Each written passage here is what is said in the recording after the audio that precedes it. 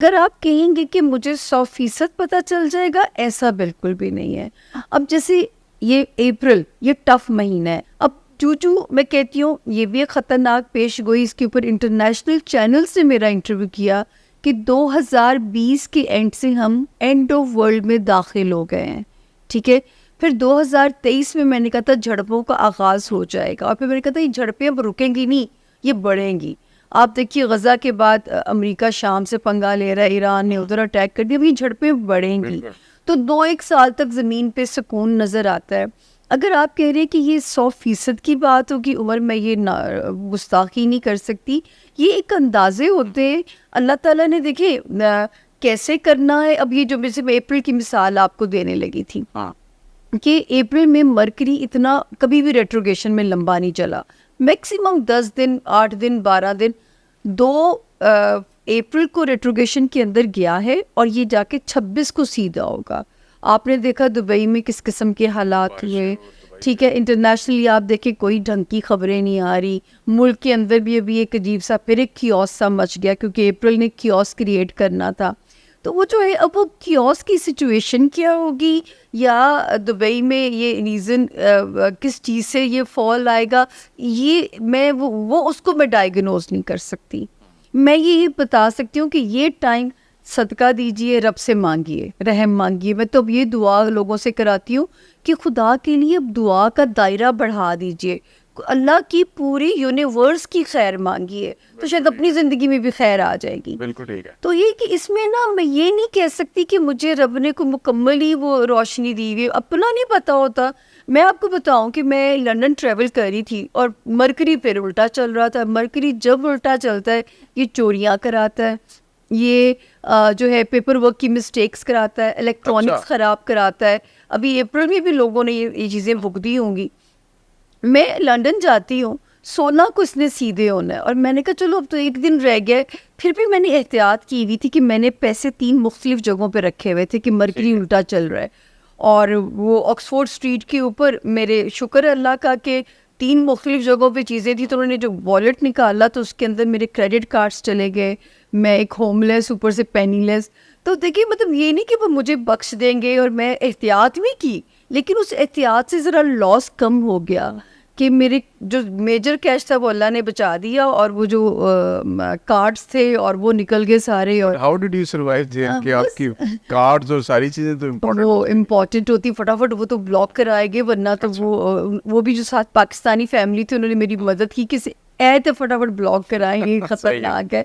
लेकिन देखिए बचत, मैं ये नहीं कि मैं डायग्नोज करके बचत हो जाती है, फड़े ऐसी नहीं जानने हैं। लेकिन इसके मुझे ये नहीं मैं क्लियर कट कर सकती होती। अल्लाह ताला अगर इतना इल्म दे दें तो फिर मैं यहाँ होती, मैं भी आज जो है वो किसी बड़ी सीट के मज़े ले रही होती।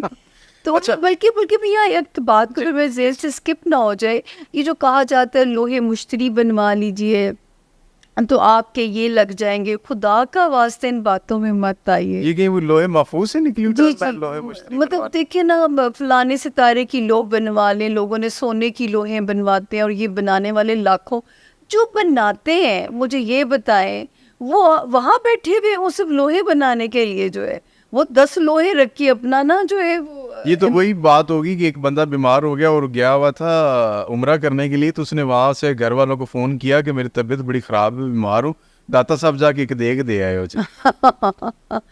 तो वो मैं कहती हूँ सितारा सिर्फ बाहर की खबर दे सकता है।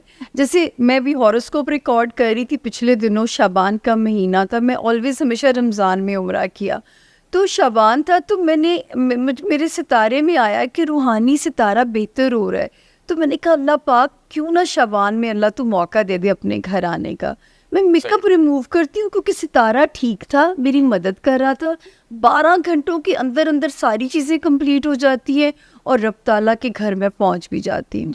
तो मतलब क्योंकि टाइम ठीक था ना, टाइम ने मेरी मदद की और मेरी चीज़ें, मेरा सफ़र आसान हो गया। सफ़र ने अल्लाह के हुक्म से होना है। बिल्कुल ऐसे। तो मैंने तो सिर्फ उसकी चाल देखी और कोशिश की।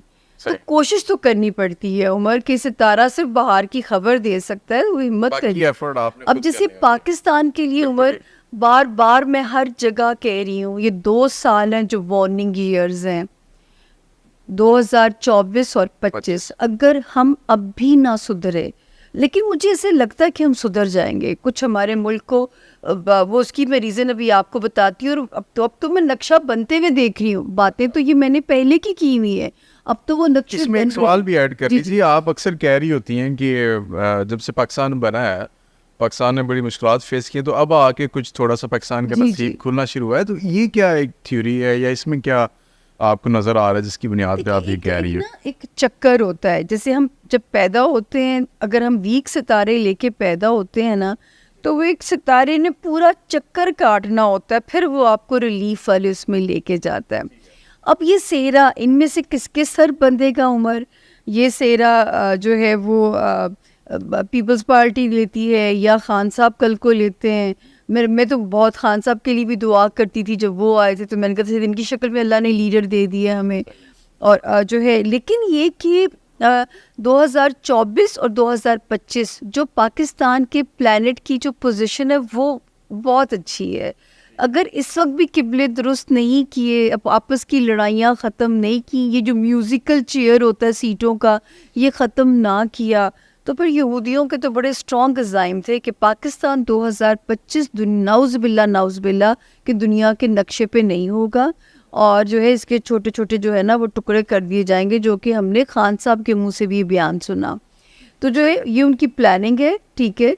और इस वक्त जो कि जो दुनिया के हालात, कल परसों जब मैंने खबरें देखी, मैंने कहा अल्लाह पाक, ये तो मैंने बहुत पहले कहा था कि ऐसा बनने जा रहा है कि पाकिस्तान को सुपर पावर्स की को हमारी ज़रूरत पड़ जानी है। सही है कि ऐसे दुनिया के हालात होने जा रहे हैं कि पाकिस्तान का खित्ता अहम हो जाएगा, तो जिसकी वजह से हमारा सर्वाइवल उनकी मजबूरी बन जाएगा, हमें सर्वाइव कराना। बिल्कुल ऐसी है। तो ये मैंने कल परसों से जो हालात देखे, खबरों के सुने, कि अगर मशरक़ वस्ता के यही हालात रहे तो पाकिस्तान अहमियत इख्तियार कर जाएगा।